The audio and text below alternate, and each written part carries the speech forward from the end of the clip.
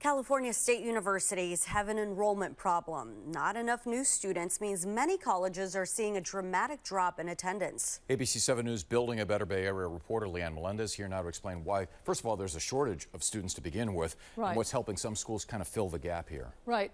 I found something very interesting, which is to sustain the current population, California families would have to have 2.1 children. Okay, many are stopping at 1 or not having kids at all. It's declining. Right. So, you know, there are other factors here to this declining enrollment issue. Take the general population, for example. 60% of Californians live in Southern California, and that's why you are seeing growth at San Diego State, San Marcos, Pomona, Long Beach, Fullerton, and Monterey. Not so much in Northern California. Another reason? Some students are questioning whether college is worth it.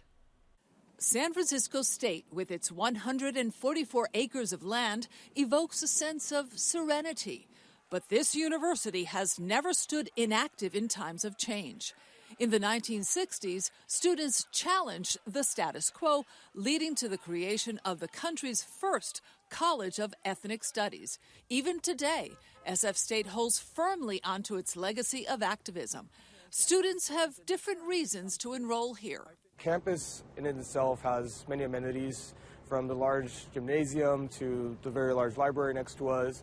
The Student Center offers many different clubs and organizations that you're able to be a part of.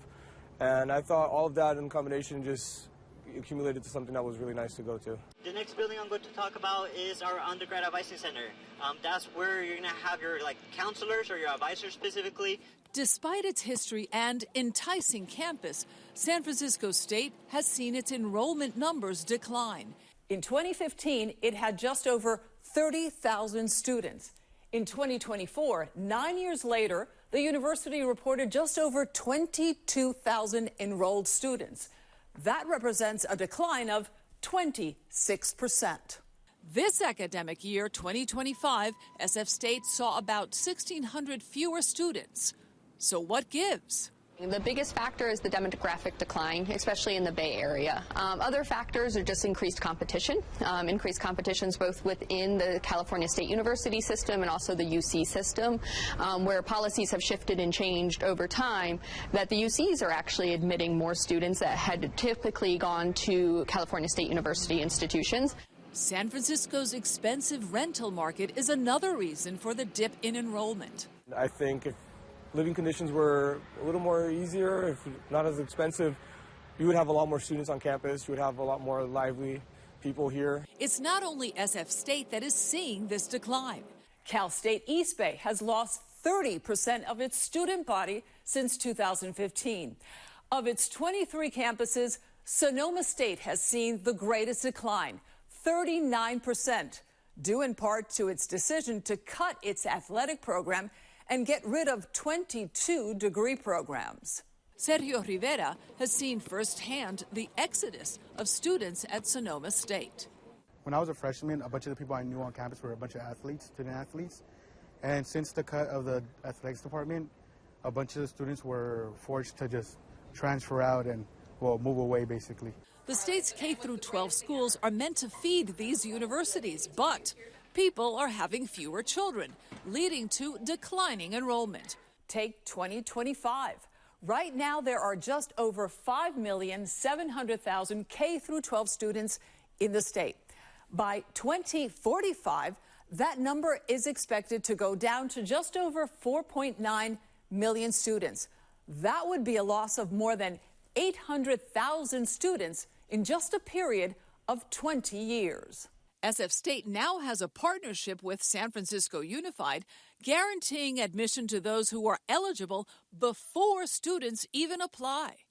There are other strategies in the works. Certain techniques of using social media, digital marketing strategies, having actual marketing campaigns, commercials, television ads, bus ads. San Jose State, on the other hand, has not experienced a decline. In fact, in 1 year, from 2024 to 2025, its enrollment numbers went up by 7%. I have to ask you, what is the secret sauce here? That's a very good question. And quite honestly, I would say it's the academic innovation that's happening here at San Jose State. We are laser focused on the experience of our students, both in and outside of the classroom. Its proximity to the heart of Silicon Valley offers students the chance to work closely with tech companies.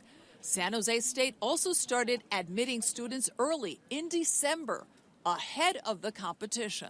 And what that does is it takes the pressure out of the application process. When a student is looking at all of the options available, nobody wants to be told no. But if they know that the no isn't even on the table, they're like, well, why wouldn't I go there? They all agree only those institutions with a strong pipeline of potential students will be able to solve the declining enrollment dilemma. So San Jose State is already guaranteeing admission to those eligible students attending schools within the East Side Unified School District. Next, they told us they will be doing the same, guaranteeing admissions to students living south of San Jose in Morgan Hill and Gilroy. It's the battle of the fittest. Yeah. It's going to be. Expand the footprint. Yeah, exactly. Yeah. And Leanne, can we expect, because of the declining enrollment, prices at colleges to go up? I mean, they're going to have to make up for it? Well, you know, the one thing that a lot of students don't know or don't realize is that they can afford college. And these colleges are making it easier for them through scholarships, financial aid to attend college. Lots of grants and scholarships out there.